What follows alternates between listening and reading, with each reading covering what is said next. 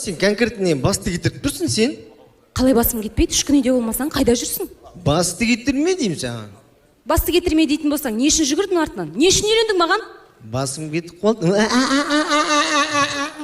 Өзіме өтеді. Айтжан? Саған не болған? Басты кетірме дейтін басқа сөз білмейсің ба? Қайда жүрсің? Басты кетірме, шаруам болмасын. Шаруам болмасын деген сөзді білем. Жарайды.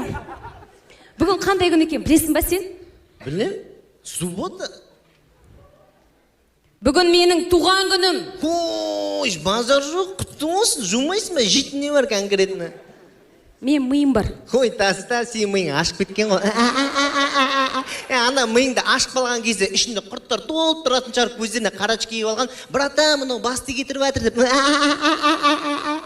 Өзіме жаман өтеді. Сен білесің ба, сол миды жеп жүрсің ғой, білесің ба? Басты кетірме, давай, жейтін бір нәрсе дайында. Жарты сағат уақыт берем, 5 минутте дайын болсын, түсіндің ба? Айтжан, сен тамақтан басқа не білесің? Өмірінде бір рет болсын маған подарок сыйлап көрдің ба? Ең болмаса бір 1000 теңгенің жаңа халатын сыйласаң болады ғой. Сыйлауға болады ғой, бірақ қорқам. Неден?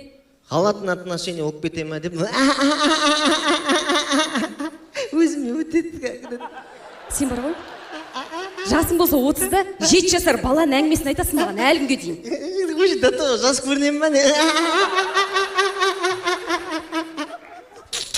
Айтжан, мен сен осындайынан бар ғой, шаршадым. Лаура, маған дейсің, шаршасын сен плотно ұйықтап алсың, бастырылып атсың, оят жүре қоям ғой. Кім, Лаура, сен бастырылып атсың, тұр үстінде мойнан қылғындырып атырын бір нәрсе. Олай қылғындырмайды, былай қылғындырады. Жарайды, Айтжан. Сен осындайынды біліп бар ғой.